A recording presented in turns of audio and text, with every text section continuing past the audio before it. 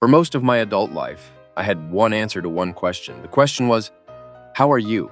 The answer was, fine. Not good, not great, not struggling, fine, always fine.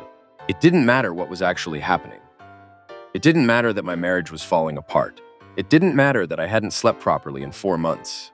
It didn't matter that some mornings I sat in my car in the driveway for 20 minutes before I could make myself go inside. Fine. That word was a door I kept locked. And I kept it locked for so long that I eventually forgot there was anything on the other side of it. My name is not important. What is important is the kind of man I was. I was the kind of man who handled things. I grew up in a house where men did not talk about feelings. Not because my father was cruel, not because my mother was cold, but because that was simply how things were. You felt things privately, you processed things privately, and then you got on with it. My father never once told me he was struggling. Not when he lost his job in my teenage years and we went 6 months barely scraping by. Not when his own father died and I watched him stand at the graveside with a face like stone. Not when the business he had built for 20 years collapsed and he had to start over at 53. He just got on with it, and I watched him, and I learned. By the time I was in my 20s, I had absorbed the lesson completely. Men don't fall apart. Men solve problems. Men carry weight without letting anyone see them bend. That was the template I was handed. And for a long time, I wore it like a badge.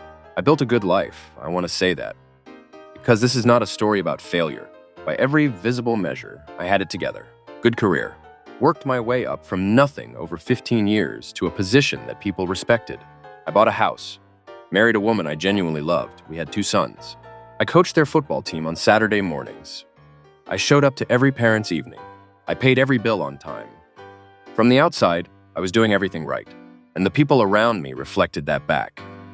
Colleagues who called me reliable, friends who said I was the steady one, my wife who told people he never panics. Nothing rattles him. She meant it as a compliment. I received it as one. What neither of us understood then was that the man she was describing was not a man who had no problems. He was a man who had buried them so deep that he had stopped being able to feel them. There is a difference. I did not know that yet. The cracks appeared gradually, and I responded to each one the same way, by pressing harder.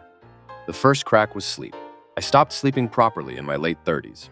Not dramatically, just the quality changed. I would lie awake between 2 and 4 in the morning, not thinking about anything specific, just awake, with a low-level hum of something I could not name running underneath everything. I told myself it was work pressure. I told myself it would pass. It didn't pass. The second crack was anger. Small things started getting to me in ways they never had before. Traffic, a delayed email, the sound of the television when I was trying to think. I snapped at my wife, twice over things so small I cannot remember what they were. I apologized both times, but I noticed it. Something was leaking. The third crack was the one I could not explain away. I started withdrawing from things I used to enjoy. Saturday morning football with my sons. I started dreading it. Not because I didn't love being there, but because being there required me to be present, to be engaged, to perform the version of myself that everyone around me expected. And I was running out of energy to perform. I was pouring everything I had into the appearance of being fine, and there was nothing left underneath it. It was a Saturday in November. My sons were 12 and 9. We had a football match at 9 in the morning. I got up at 7, made coffee, sat at the kitchen table, and I could not get up, not physically. There was nothing wrong with my legs. But I sat in that chair and I looked at the back door, and the effort required to stand up. Put on my coat, drive to the pitch, smile and shout encouragement, and be the dad they needed me to be. Felt like being asked to climb a mountain. I sat there for 40 minutes. My wife came downstairs. She looked at me, and she asked, "Are you okay?" And I said, "Fine, just tired." She looked at me for a moment longer than usual, like she was deciding whether to push. She didn't push, and I didn't let her in. I got up, put my coat on, drove to the pitch, smiled and shouted encouragement. And nobody knew. Nobody knew that the man on the touchline had spent 40 minutes that morning unable to stand up from a kitchen chair. That was the morning I should have said something. I didn't. I want to say that clearly. My wife tried.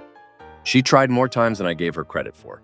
She would ask how I was doing, really doing, and I would redirect. Talk about work. Talk about the boys.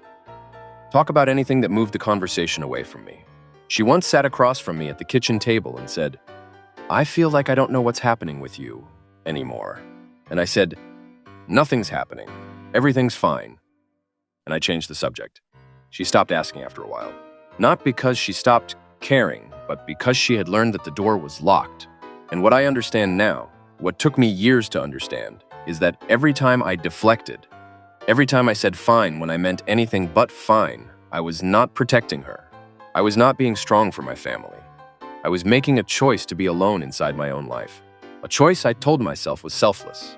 That was a lie I told myself for a very long time. It happened on a Tuesday evening in March. My sons were both out. My wife was visiting her sister. I was alone in the house for the first time in what felt like months. And I sat on the sofa, and I did not turn on the television. I did not pick up my phone. I just sat in the quiet, and something happened that I had not allowed to happen in years. I stopped performing. There was nobody to be fine for. No colleague to project confidence at. No wife to reassure. No sons to be steady for. Just me in a quiet house. And in that quiet, everything I had been pressing down for years came up, not dramatically, not in tears or rage or anything visible, just a weight, settling onto my chest like something physical, and I sat with it. For the first time in my adult life, I sat with it instead of running from it, and I asked myself a question I had never asked before. How are you? Really? Not the social question. Not the question that expects fine as its answer, the real one. And the honest answer was that I was not fine, had not been fine for years, was tired in a way that sleep had stopped fixing, was lonely in a way that being surrounded by people had stopped touching, was carrying something that I did not have words for, but that had been getting heavier for a very long time. I sat on that sofa until my wife came home, and when she walked through the door and looked at me and started to say something about her evening, I said, "Can you sit down? I need to tell you something." She sat down, and for the first time in our marriage, I told her the truth. I told her I was not okay, that I hadn't been okay for a long time, that the man she saw every day, reliable, steady, never rattled, was a performance. Not a lie exactly, but not the whole truth. She didn't say anything for a while, and I felt, in that silence, everything I had been afraid of, that she would be disappointed, that she would see weakness where she had always seen strength, that the version of me she had married would be replaced by something smaller in her eyes. She reached across and put her hand on my arm, and she said, "I know." 2 words, "I know." She said she had known.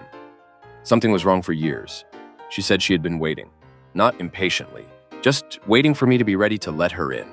And sitting there in that living room on a Tuesday evening, I understood something for the first time. The strength I had been performing had not protected my wife. It had kept her out. It had taken something real and replaced it with something managed.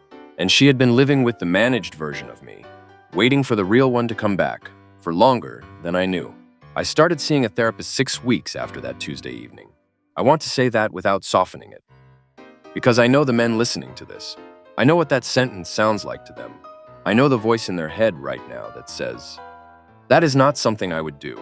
I said the same thing for years, and I sat in that waiting room on my first appointment. A 44-year-old man who coached youth football and managed a team of 12 people at work.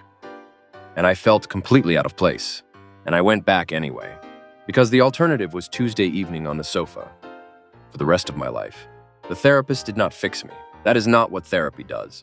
What he did was give me a place, 1 hour a week, where I was not required to be fine, where the question, "How are you?" expected a real answer. And slowly, with a great deal of resistance and backtracking in 2 sessions where I said barely anything at all, I learned something I had never been taught.